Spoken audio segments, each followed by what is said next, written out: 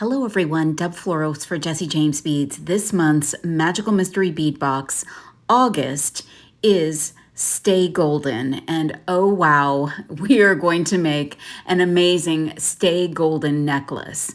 Now, this necklace I'm making uses a little bit of everything from this box. So I'm using one of the pendants, I'm using the clasps, I'm using charms and tassels and those beautiful metal spacer beads. So I just started to put things onto my bead mat and see what kind of ideas gelled. And I really liked the idea of this being a combination of all these sort of cool pieces that look a little bohemian. I used some 19-strand beading wire from Beadalon for this particular project. And it's just a simple stringing project, but we're just doing a little bit of everything in terms of beads. So we've got some metal spacers, we've got some crystals, we've got some gemstones, even these little polymer clay spacers that have some cool little metallic detail on them, some lava beads, a little bit of everything. And as I begin my necklace, I always make sure that I have enough of the bead to create the other side for the continuity. So I'm setting those beads off to the right as I go, especially for some of the smaller pieces. And I love that this Magical Mystery Bead Box comes with a lot of those little spacers. So some daisy spacers, some wavy spacers, some really cool little corrugated bicone type beads. And oh my gosh, I'm crazy about these flowers. Anytime there's this kind of a flower or something similar, I'm all over it. This is super groovy.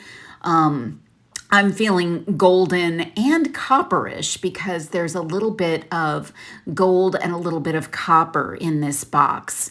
So the combination of those two things is just kismet in this particular necklace.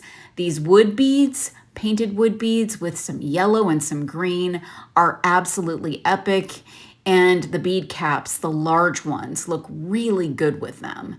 Then there's this little knitted bead that I thought should be part of the focal section of the necklace. And what I want to do here is create a little drop with this on it. So I've got some wire. I've got some 22 gauge wire and it's copper, and I'm putting it through, and then I'm stringing one end back through the bottom of the bead. And what I'm doing is just creating a little bit of a loop down at the bottom. Now you can have this be as long or as short as you would like. I kind of wanted to be somewhere in the middle. I pull up my two ends of wire, and I want to actually string beads on them. And those flower bead caps are super cool. And I dropped in a couple of gold bead caps and then the lava beads in that. And that's going to sort of finish off this pendant section of the necklace. Then I'm going to create a wire wrap loop on either side, because what we're going to do is string this directly onto the beading wire. And I'm doing some kind of messy wraps here. I want this necklace to be very bohemian and very cool. So that messy wrap is kind of perfect for this design. Snipping off my excess, I'm going to go over to the other side, do another wire wrap loop over here, trying to make sure that the loop is the same size as the loop on the other side, and just getting that nice and wrapped just like the other one. And then I'm going to cut off my excess and use some flat nose pliers to tighten everything up and straighten out those loops.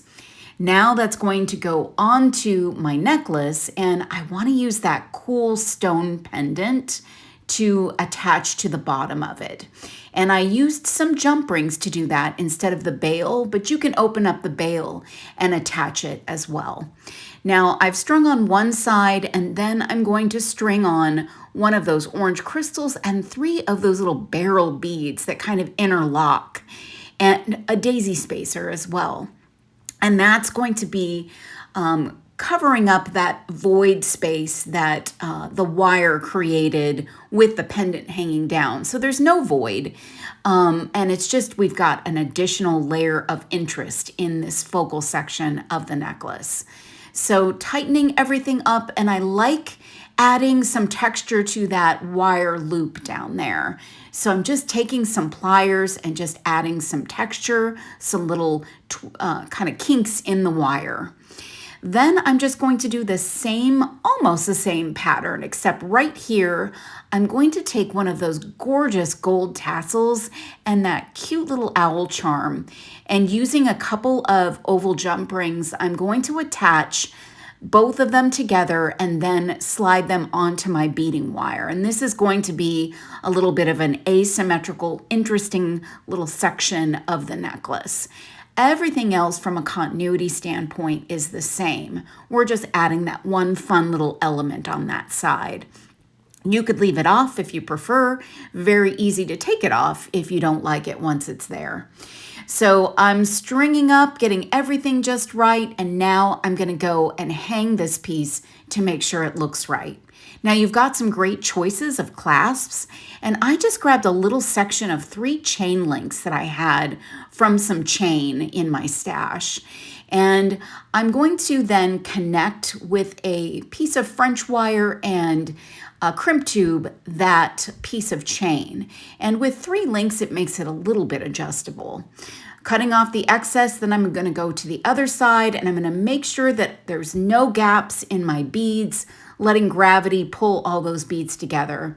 Then I'm going to do the same thing, a crimp tube, some French wire, and slide on that big chunky clasp. I just love it. It's perfect for this necklace.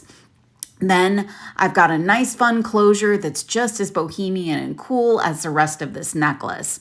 I am crazy in love with this piece. It's so much fun. I use so many fun things from this box.